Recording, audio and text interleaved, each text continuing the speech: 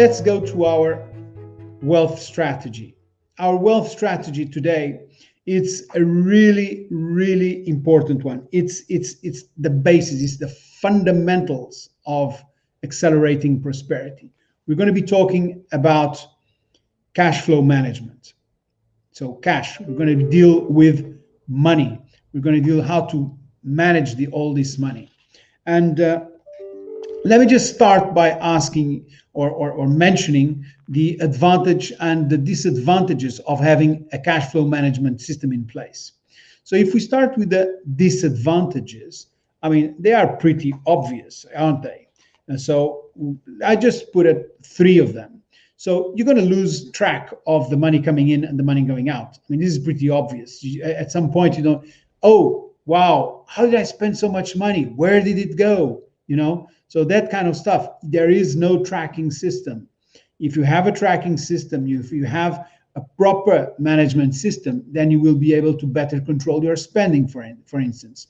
Now, if you don't control your spending, you're going to have a poorer quality of life, and you're going to increase the bad debt. You know, you heard me talk about bad debt and good debt. So the bad debt is the one that you really don't want. Is the consumer debt. It's your credit card debt. It's when you get indebted to go on holiday. Or worst case scenario, not scenario, but the worst case is when you get in debt to pay your taxes, okay?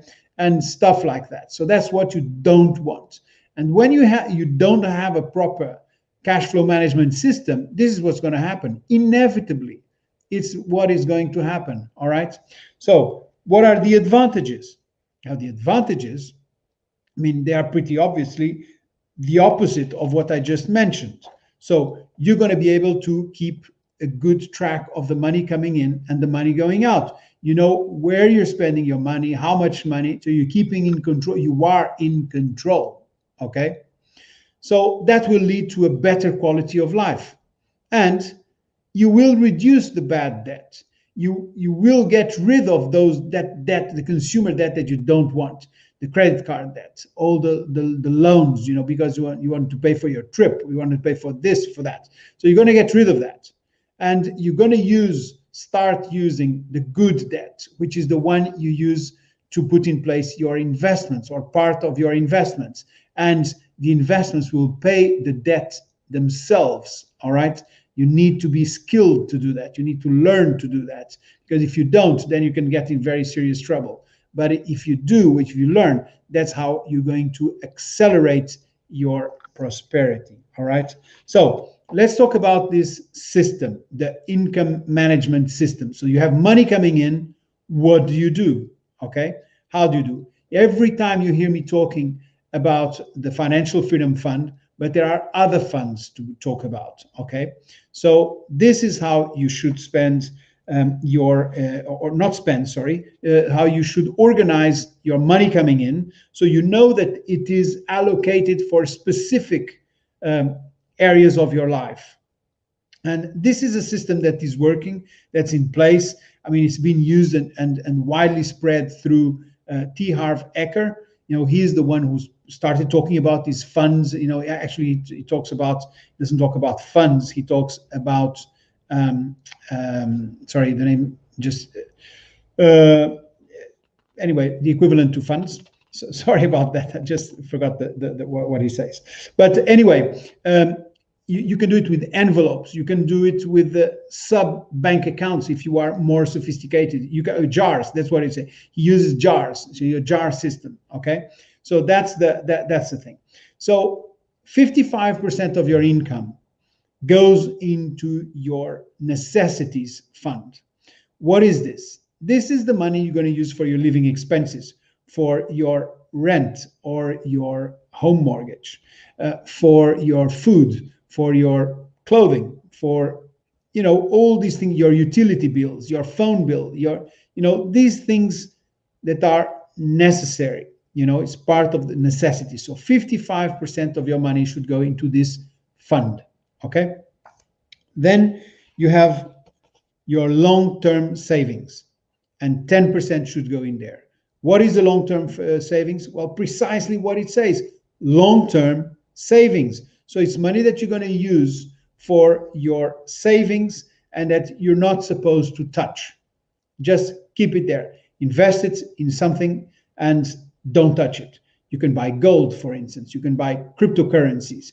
You can buy silver, that kind of stuff.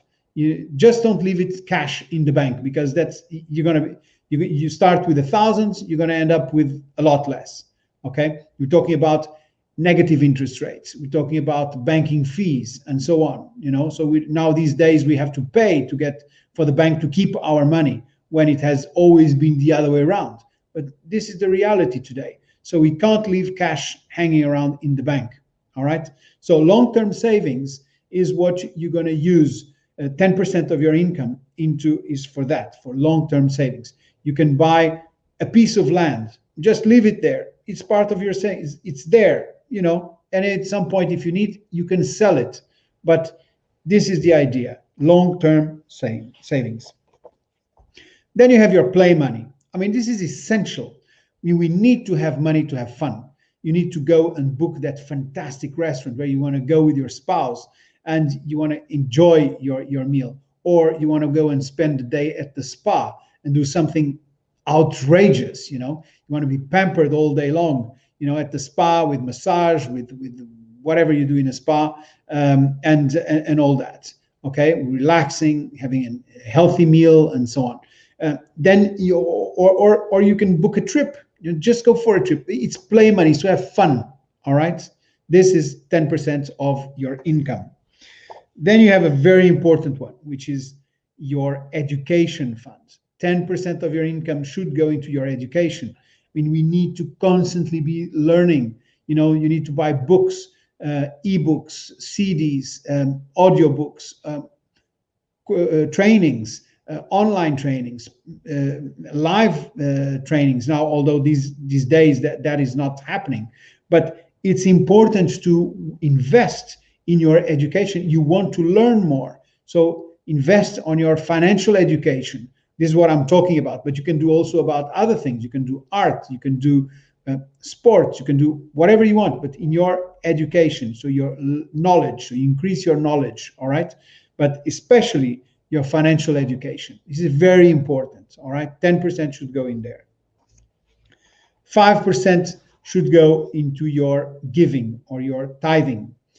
This is, I can't say how important this is. Well, just think of it. The more you give, the more you receive. That's it. One should never give with the intention to receive, but by the simple fact of giving, you will receive. Maybe you will not receive in cash. Maybe you will receive in a very different way, but you will receive. Okay? Just think that the richest people in the world are very big givers. They give a lot and they get a lot. And it's not by chance. They start by giving and then they receive. It's not like, oh, when I have, I will give. No, start giving. It's like when you in farming, first you plant, then it will grow, and then you will harvest. Okay? Nature is telling us that every day in all situations. So first start giving, then you start receiving. If you don't have money to give your time. You can do that, okay? But start giving. And then you have your financial freedom fund. 10% should go there. This is the fund you're going to use. The money you put in this fund is the one you're going to use to accelerate your prosperity.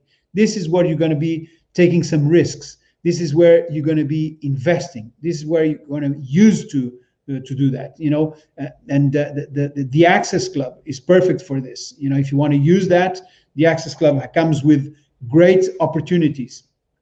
I don't know if you noticed the one about real estate a few days ago, but that's the kind of opportunities. And this is what you're going to do with this type of with the money you have in this fund. All right, good. That's what I wanted to share with you today.